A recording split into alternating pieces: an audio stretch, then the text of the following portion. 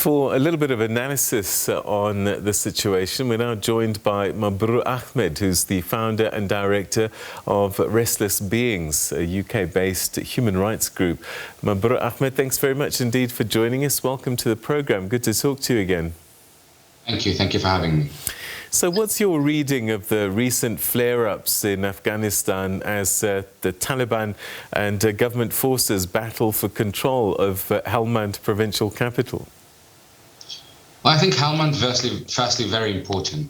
Strategically, symbolically, it was the headquarters, if you like, or the base for the U.S. Army for when they were occupying Afghanistan for 20 years. And strategically, it's very important because it's seen as almost one of the last strong points, if you like, of Afghan control, Afghan government control. I think there's, your initial question of what do I make of this and what's my reading of this is unfortunately quite sour. When the US decided that they were going to withdraw troops, they essentially laid the pathway for this exact thing to happen, which is for the Taliban to make inroads into taking more and more control of a city of a country that has been ravaged by war for not just 20 years, but if you can go further back beyond that, even towards the Cold War era. So maybe in the last 40, 50 years, a country which has not really had any stability and is to and fro from forces that are trying to wrest control of the whole country and to not much agenda apart from serving their own. But the US couldn't stay there forever. I mean, this story became a 10-year story, reminiscent of Vietnam. Well, yes, I'm not saying that, or I'm not advocating that the US should have stayed within Afghanistan at all. But there should have been better planning, better integration, better support for the democracy or the fledgling democracy of Afghanistan as well. It should have happened a lot earlier. It shouldn't have taken so long. There will obviously be many arguments of whether or not the US had any role to play in Afghanistan at all 20 years ago or even 2 years ago. And so that's a different debate and a different discussion, I think. But a sudden withdrawal based on security issues, i.e. meaning that they were not sure that they could themselves fight off the Taliban, to leave not just the country, but most importantly, civilians at risk of a repetition of what they've seen and known for generations now, which is, one force over another force coming, occupying the land, and taking the civilians not only as hostages, but obviously as killing them as well, and absolutely destroying families. I think one of the very, very pertinent things that we must mention, again, from my background as a human rights activist, is that, yes, okay, we can look at it politically and we can look at geopolitically about what's happening in Afghanistan, but, the people of Helmand, in the entire province, but especially the capital, who have been evacuated from their homes with nowhere to go, have nowhere to go. There is no evacuation plan. There is no refugee center that they can go to.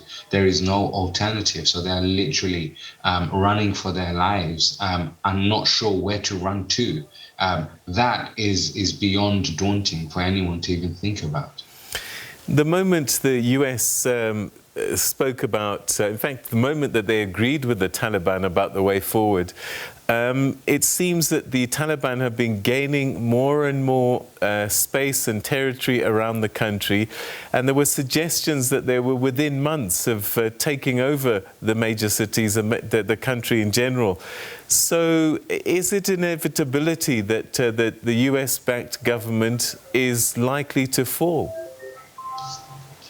I think without question, I wouldn't even say that the US and the Taliban had a discussion, because it was a case of the withdrawal was mostly based on analysis and a recognition that the US would not be able to hold off this growing movement of the Taliban, and that it was inevitable that the Taliban would be looking to take the country at some point, and rather than embroil themselves in another 2 years or 5 years worth of battle in Afghanistan, they decided to eject themselves. And I think the inevitability wasn't when the US decided to leave, it was when the US recognized that that the Taliban was gaining control, and they were gaining control mostly because, I mean, it's an egg and a chicken and an egg situation. I mean, the Taliban have grown more and more vociferous and more violent because of the U.S. occupation, and then without the U.S. occupation, the Taliban now have a free right to taking the country.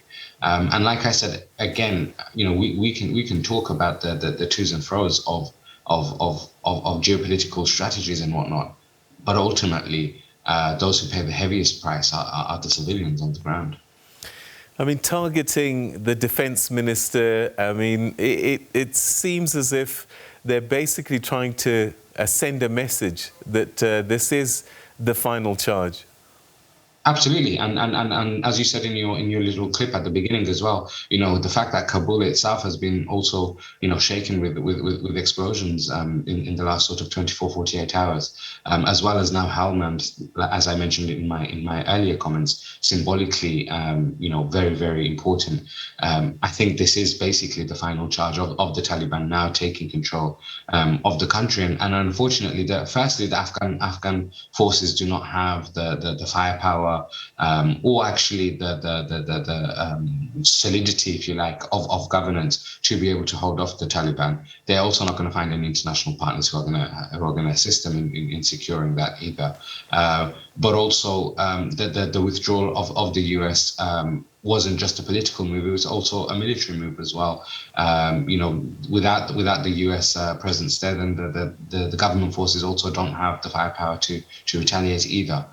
So it's without question, I think, the Taliban will now take control of the country, and as much as their PR pieces are trying to show that they are a changed force, old habits die hard, and an ideology that's based on the repression of women and the repression of a society isn't going to suddenly change overnight through a rebrand of marketing.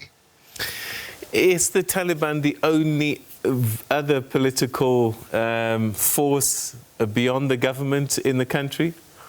Well, first and foremost, it's not a political force; it's a military force, right. And through its military might, it then gains or enables itself to have a political force. Of course, there should be more political, kind of opponents or an opposition or other forces that could come to the fore. But unfortunately, like I said, we have to go back to the Cold War and even perhaps before to see that this country has, through the Russians and the USSR and through the US, just changed hands, and what's happening in that changing of hands has been a further and further increase of ammunition and firepower, and so the politics can only happen with military power now, and that is not good for any country, and definitely not good for the civilians of that country, because it means that at any moment and at any point in time, if there is a difference in terms of opinions, then through military power and through arms, the country will change hands again.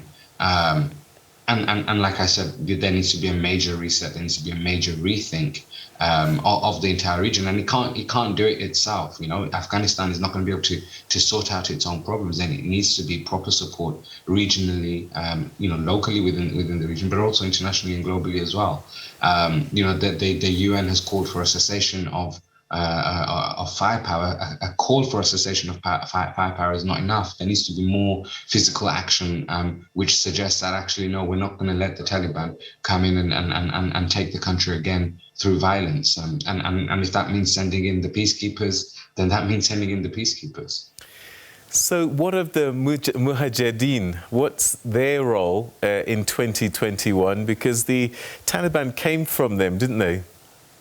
I think you will find a lot of difficulty in trying to navigate the distance between the Mujahideen and the Taliban. Not that they're exactly the same thing, but they, like you said, they stem from the same source. And the varying factors which distinguish them are born out of a radical hate towards occupying forces. And occupying forces is what they themselves have become. Which is, when they will now go into Helmand province and take the entire province, and they'll go into Kandahar and they'll go into Kabul, they will then be occupying those spaces that they are supposedly fighting away from occupation. And so it's a cyclical affair. And this is the reason why I say that the solution we cannot expect Afghanistan itself to have a solution here, because firstly, Afghanistan didn't create this problem of unnecessary amounts of firepower and unnecessary amounts of ammunition. It didn't create, in and of itself, the violence within. And it didn't create the two supposed factors, one of the Taliban Mujahideen, or whatever you want to phrase them as, and one as the so-called government forces. There needs to be reconciliation in the country, and the reconciliation in the country has to come with support.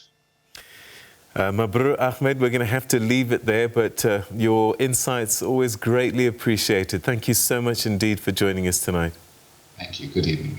All right, that's Mabrur Ahmed, founder, director of Restless Beings, talking to us about what looks like escalation with the Taliban in Afghanistan, and it looks like they may be taking over places like the capital soon.